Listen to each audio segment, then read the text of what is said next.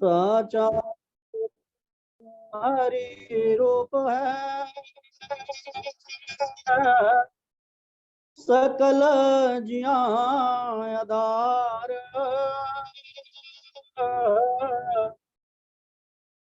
मंगत पढ़ो चरण तिस, करूं दंडवत बारंबार। साचा गुरु हरि रूप है, सकल जिया आधार। मंगत पढ़ो चरण तिस,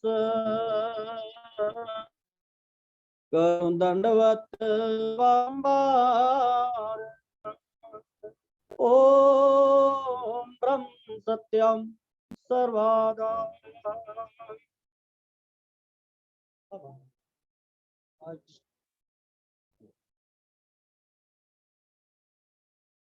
नारायण रूप मातृशक्ति एवं प्रेमी जियो, आज सतगुरुदेव जी की अपार कृपा से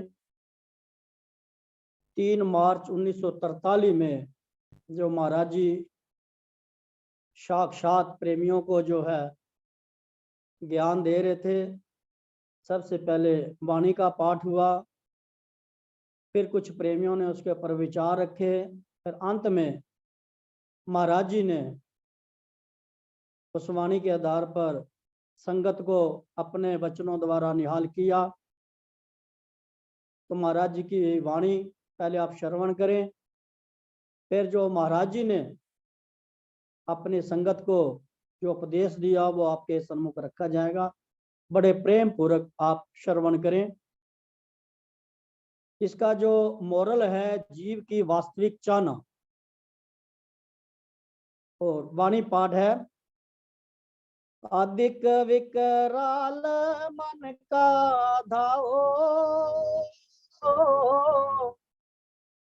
रैन दिवस में नित बरमाओ। बरम मेरे लवलीना, संकल्प विकल्प में नित बरमीना। एक पलक ने शांत समाई,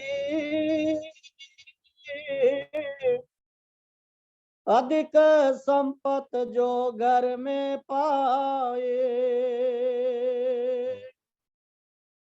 गहन त्याग की धारी नित क्रिया, हरक शोक नित अंतर धरया। जीवन आशा और लोभ विकारा, पर निंदया में नित मतवारा। अति गर्भ गरूर को धारी, अत विकार मन दुष्ट विचारे।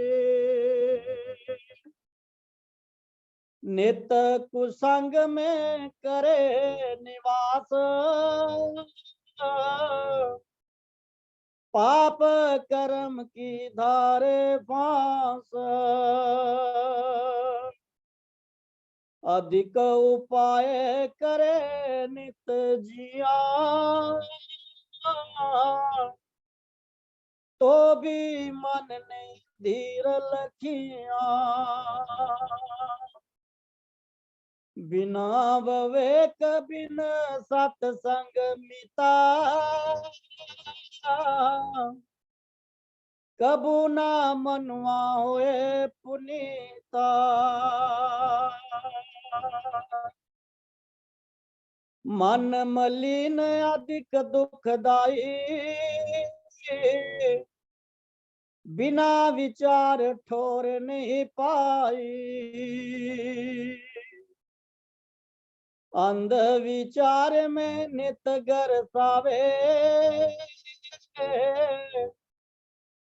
पाप भोग में नित बरमावे, अपनी गफलत से पावे पीड़ा, हाहाकार चित धरे गनेरा, मिल सत संग पाओ सत विचार, जिस विद मनुआ पावे सार, नित स्वरूप का सुनो प्रसंग, सत विचार का धारो रंग, पूरन जतन राखो चित्त माई, दृढ़ विश्वास सतनाम ध्याए,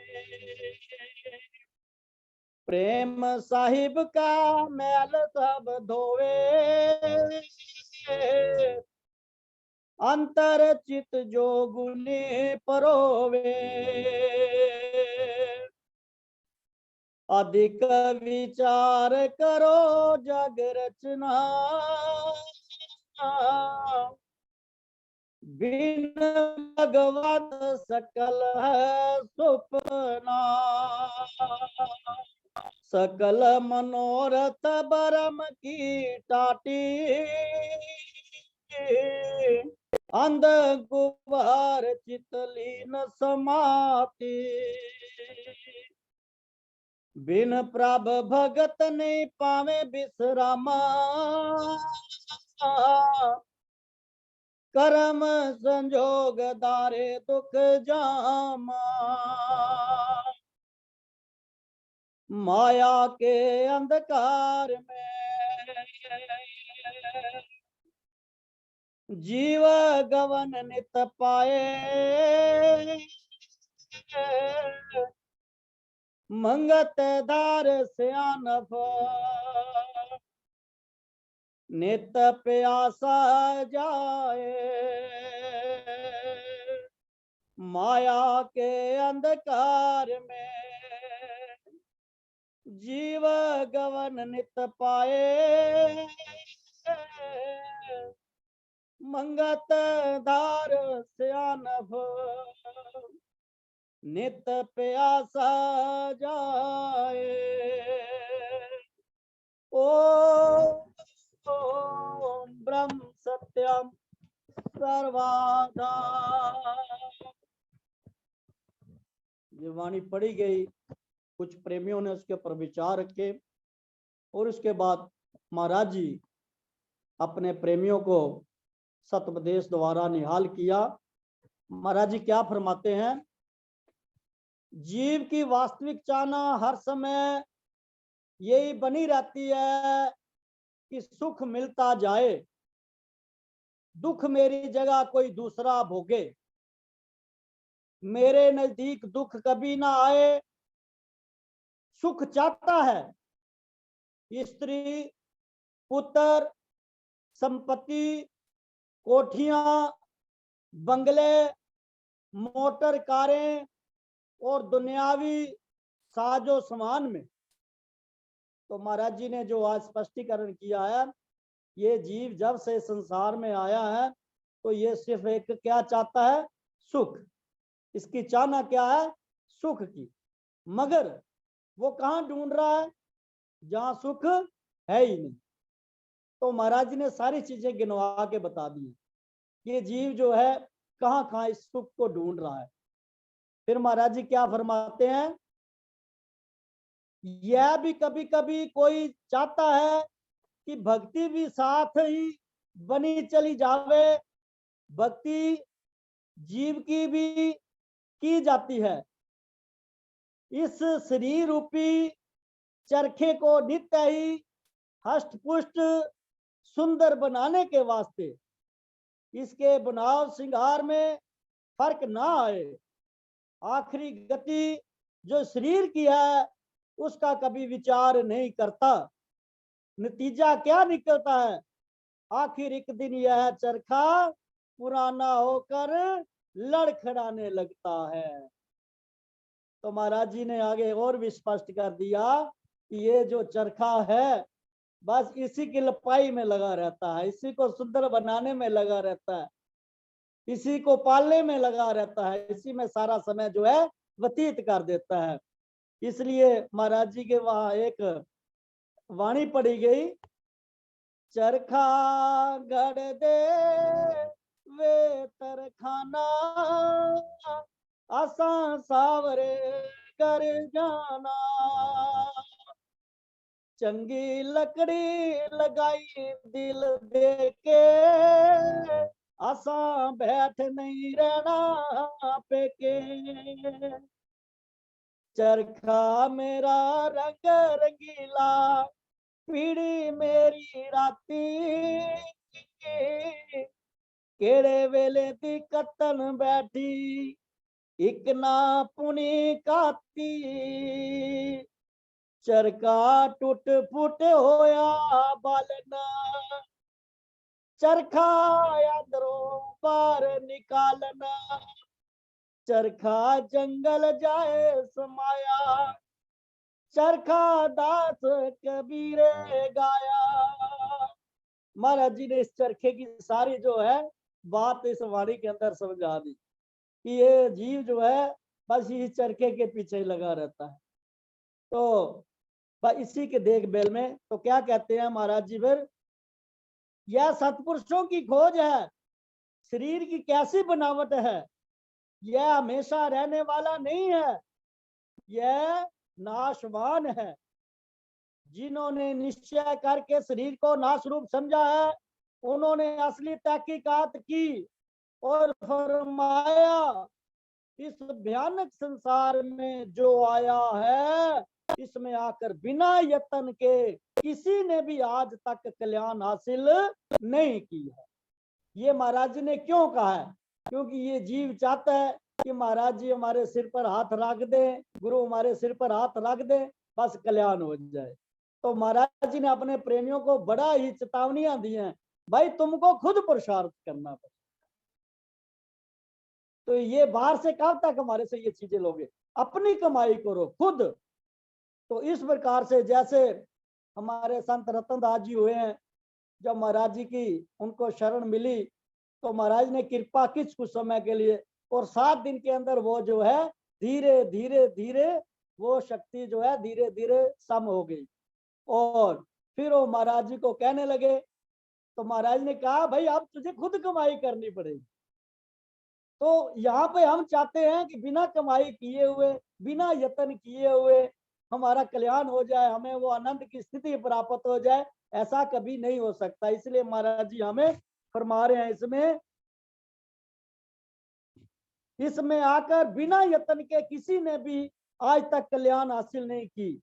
सबसे पहले जिस मार्ग पर सत्पुरुष चले नित्य उनके वचनों पर विचारा जाए, उनके अंदर कितना त्याग था, कितना वैराग था, कितनी उनके अंदर सत मार्ग की खोज के वास्ते तड़प थी, कैसी उनकी रहनी कहनी थी। तो महाराज जी कहते हैं कि सबसे पहले जिन सत्पुरुषों को, जो तुम्हारे पुराने बुजुर्ग हो चुके हैं, उनके जीवन को पढ़ो, कि उनके वचनों को पढ़ो कि उनका जो है कैसा त्याग था, कैसा उनका वैराग था, कैसे सत्य मार्ग के उनके अंदर तड़प थी। क्योंकि बिना तड़प के कुछ नहीं बनता। जिस तरफ हमारी तड़प होती है, जिसकी हमें चाहना होती है ज्यादा, तो उस कार्य को हम कर लेते हैं जितना भी यत्न प्रयत्न करके। तो इसलिए अगर इस तरफ हमारी तरफ, पहले महाराज इसलिए कह रहे हैं कि पहले महापुरुषों को देखो किस तरह उनकी तरफ और कैसी उनकी जो है रहनी कहनी थी।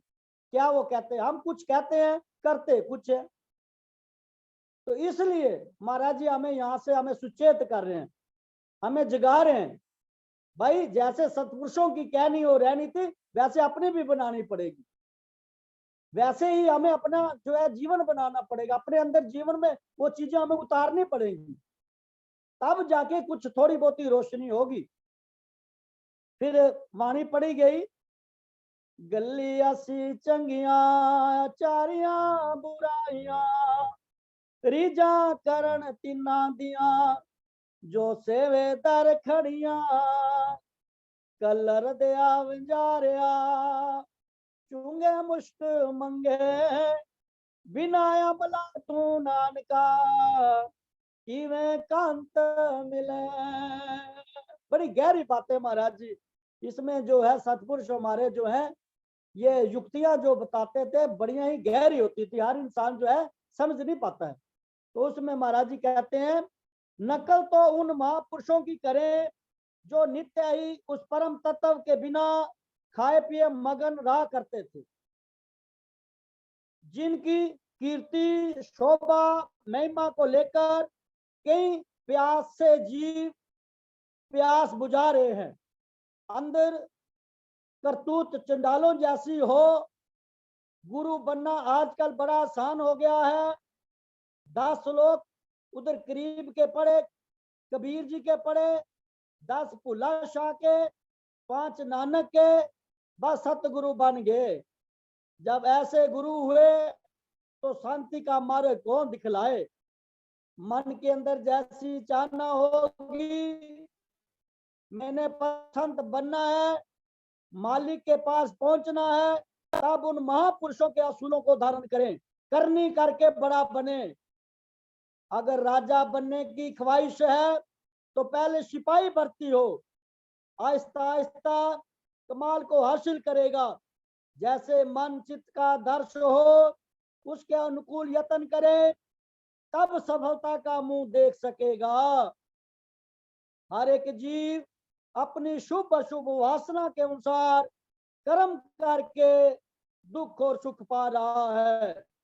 कोई देवी देवता, गुरु पीर, नबी अवतार निजात यानी मुक्ति देने वाला नहीं। गुरु पीर सिर्फ रास्ता बताते हैं, आगे तो सत्कर्मों को धारण करेगा, वैसे ही चाहना परम सुख को प्राप्त कर सकता है। जो दूसरों के भरोसे पड़ा रहता है उसे कभी छुटकारा दुखों से नहीं मिल सकता। करनी ही देवता बनाने वाली है और करनी ही राक्षस। अगर करनी मलिन हो तो लाख देवी देवता भी उसे उठाकर पार नहीं ले जा सकते। वह जब भी प्रकट होकर उपदेश देंगे उनका यही उपदेश होगा कि करनी निर्मल करो। गुरु पीर अवतारों के मानने का मतलब ये है कि पखंड को छोड़कर सत्य करनी चित्त में धारण की जावे। सत्पुरुषों के जीवन का आधार इस वास्ते लिया जाता है कि सत्य विचार, सत्य श्रद्धा, सत्य विश्वास, सत्य करनी प्राप्त हो। महाराज जी इसमें हमें बड़े प्रेम पूर्वक जो है समझा रहे हैं कि भाई अगर इस मार्ग पर चलना है तो फिर जो हमने मन के अंदर हमारे विचार हैं कि कोई दूसरा मुझे इस भाव सागर से पार करवा देगा, तो ये जो है अपने अंदर से भ्रम तो निकाल दे।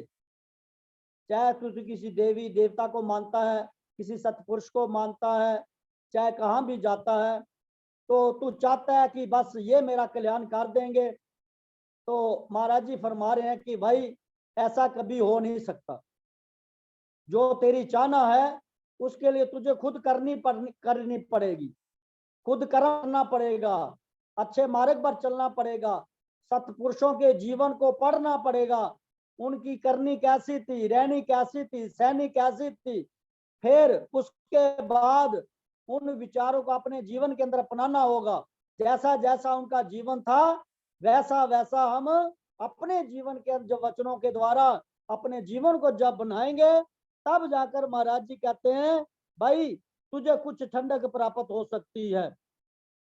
इसलिए महाराज जी कहते हैं कि भाई जो हम जीवन के अंदर आधार इस वास्ते लिया है सतपुरुषों का, कि हमारे अंदर जब हम सतपुरुषों का आधार लेते हैं तो उसके अंदर क्या चीज हमें मिलती है, सत्य विचार हमें मिलते हैं, सत्य श्रद्धा हमारे अंदर आती है, सत्य विश्वास हमारे अंदर आता है, और सत्य करनी हमें प्राप्त होती है। जब सतपुरुषों के जीवन को हम पढ़ते हैं, उनका संग करते हैं, उनके वचनों का संग करते हैं, बार बार उनके वचनों को पढ़ते हैं, तो ये सारी चीजें जो है इस जीव को प्राप्त होती हैं। तो इसलिए महाराज कहते हैं सत्य की धारा पर चलकर विकारों की अधिक चेष्टा से मुखलसी यानी छुटकारा प्राप्त हो, इस वास्ते नित्य सत्य पुरुषार्थ धारण करो, नित्य ऐसे सत्कर्म करो जिनके द्वारा लोक परलोक में सुख बना रहे। तो महाराज कहते हैं इस प्रकार के तुम सत्कर्म करो कि ये जो तुम्हारा संसार है ये भी सुखमयी हो जाए, और जो तुम्हें अगला संसार मिलेगा, शरीर मिलेगा, वो भी तुम्हारा सुखमयी हो जाए। तो ये हमारे हाथ में, ये अगला जो हमें जो सफर हमें मिलने वाला है उसके लिए हम कितनी तैयारी कर सकते हैं, क्या कुछ हम अपने लिए इकट्ठा कर सकते हैं, ये सब आज हमारे हाथ में है, हम कर सकते हैं। मगर जब ये समय हमारे हाथों से निकल गया फिर कुछ नहीं बनेगा, फिर कुछ ना कर पाएंगे। जो प्रारब्ध है उसका तो भुगतान हमें करना ही पड़ेगा, उससे तो छुटकारा है नहीं। मगर आगे के लिए जो संचित हम कर रहे हैं, आज जो कुछ भी कार्य कर रहे हैं, ये अगले जन्म की तैयारी हो रही है, उसी माफिक हमें जो है अगला। इसलिए महाराज कहते हैं ये लोग और जो अगला लोग ऐसे कर्म करो, सत्कर्मों को करो जिससे तुम्हारा ये लोग भी सुधर जाए और अगला जो आने वाला जो लोग है वो भी तुम्हारा वहां पर सुधार हो जाए। इसलिए महाराज जी कहते हैं इस वास्ते नित्य ही पुरुषार्थ धारण करो, नित्य ऐसे सत्कर्म करो जिनके द्वारा लोक परलोक में सुख बना रहे। तीन काल परम सुख अखंड शांति रूपी परम धन मिलता रहे, जिस धन को पाकर फिर निर्भय निर्वाचक निर्दोष हो जावें।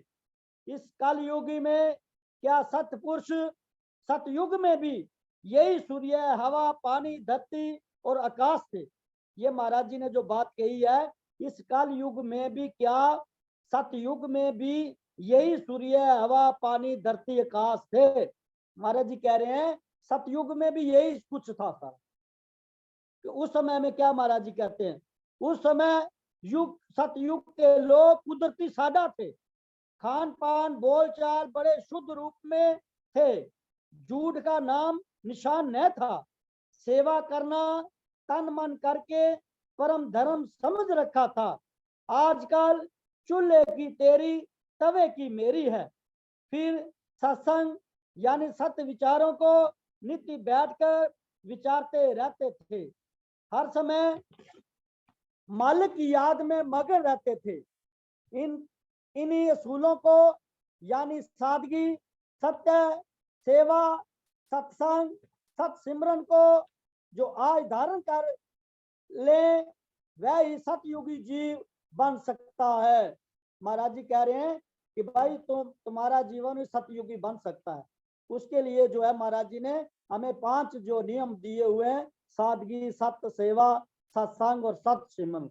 हमारे कहते आज भी अगर ये अपने तो जीवन के अंदर धारण कर ले तो जो सतयुग के जीव जो जैसा करते थे ऐसा तू बन सकता है, वह ही सतयुगी जीव बन सकता है। आज अशांति का कारण ही ये है कि सब कुछ शरीर और शरीर के भोगों को ही परम सुख मान रखा है।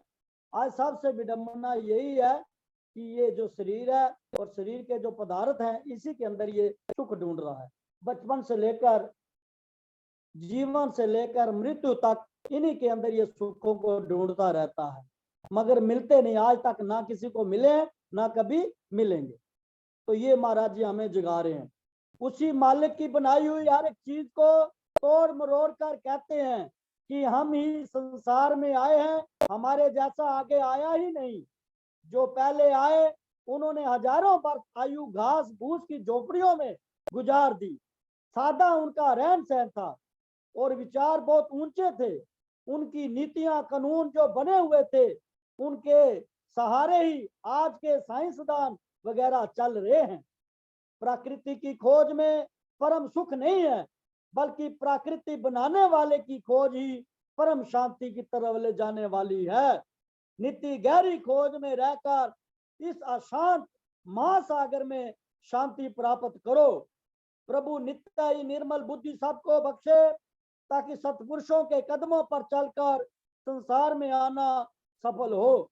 महाराज जी यहाँ हमें बहुत ही एक अच्छी चीज बता रहे हैं। भाई पुराने जमाने में, क्योंकि हम छोटे छोटे थे, हमने देखा हुआ है कितने सच्चे लोग होते थे। यानी घर के 8-8 10-10 मेंबर होते थे। आजकल तो एक औलाद जो है संभाली नहीं जाती है, 8-8 10-10 बच्चे होते थे, मगर घर में सिर्फ एक कमाने वाला होता था और इतना अच्छा घर चलता था, उसी का कानून चलता था, उसी के माफक सब चलते थे। सुबह जो है अमृत वेले उठते थे, नहाते थे, धोते थे, प्रभु का सिमरन करते थे, उसके बाद जो सारे अपने कार्य शुरू करते थे। अगर सत्संग भी सुनते थे तो उसके बाद उसके पर मनन करते थे। पर आज क्या हो रहा है, इधर से हम सत्संग सुन रहे हैं, जैसे सत्संग सुन के गए और जाके टीवी के आगे बैठ गए या मोबाइल के अंदर चले गए, तो सारी गंदगी जो सुना था वो सारा जो गंद बाहर का था वो सारा, जैसे होता है ना हाथी जो है वहां नहा के आता है और बाहर आते ही फिर रेत अपने ऊपर फेंक लेता है, गंदगी फेंक लेता है। तो सत्संग में हम और घर आके टीवी के आगे बैठ करके या मोबाइल के आकर बैठ के सारा सत्यानाश कर देते, सारी गंदगी जो अपने अंदर फेंक देते। तो इसलिए महाराज जी ने इस चीज के ऊपर बड़ी रोक लगाई है। भाई ये टीवी जो है बड़ी बीमारी है, या अवगुण इससे हमें प्राप्त होते हैं। तो इन चीजों का जो है तुम्हें त्याग करना पड़ेगा, इनसे बड़ी दूर जाना पड़ेगा। इसलिए महाराज जी के जीवन में भी जो भी प्रेमी आते थे तो उनको महाराज जी पहले इन विकारों से हटाते थे।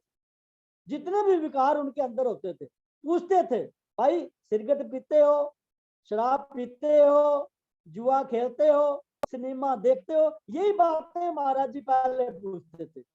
फिर उनकी वो चीजें जो अपने जीवन से निकलवाते थे। वो कैसे कि जैसे उनके घर चाय पीनी है, वो कहते थे तभी तेरे घर चाय पीएंगे जब ये चीजों का सेवन तू बंद कर देगा। तो मजबूरी में जो है उस सेवक को अपने अंदर से ये गंदे विकारों को निकालना पड़ता था, उनको शुद्ध कर देते थे, जुए से निकाल देते थे, सिनेमे से निकाल देते थे कि भाई ये चीजें तुमने कभी भी अपने जीवन के अंदर अपनानी नहीं है। उनका जब हृदय जो है पटल जो है साफ कर देते थे, उनको शुद्ध करके फिर वो बीज डालते थे अंदर, तो वो बीज तब जाके वो उगता था।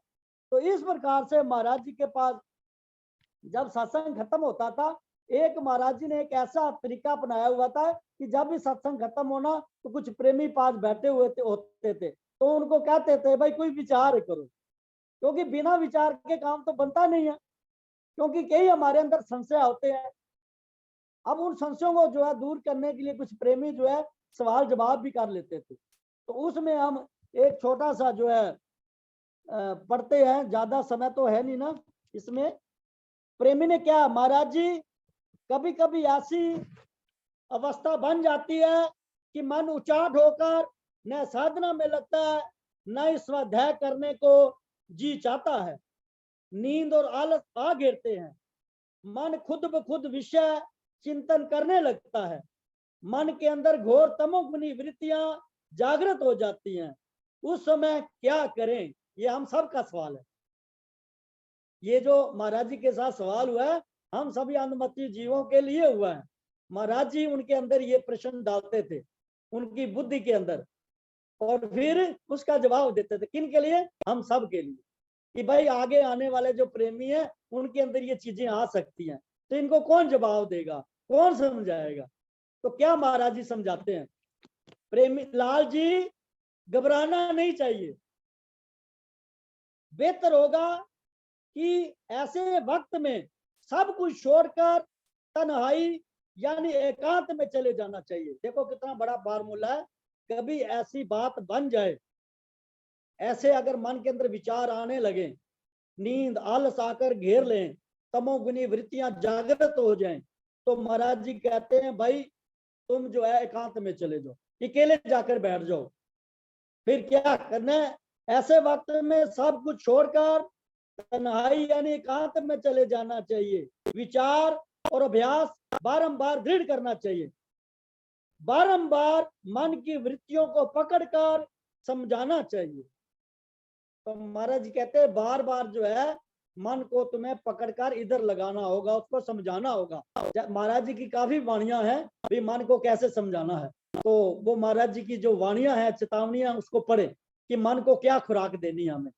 तो रोजाना जो है अपने ग्रंथ साहब को खोलें, उसमें जो महाराज जी ने चेतावनियां दी हुई हैं मन को समझाने की, उनको बार बार पढ़े, मन को समझाएं।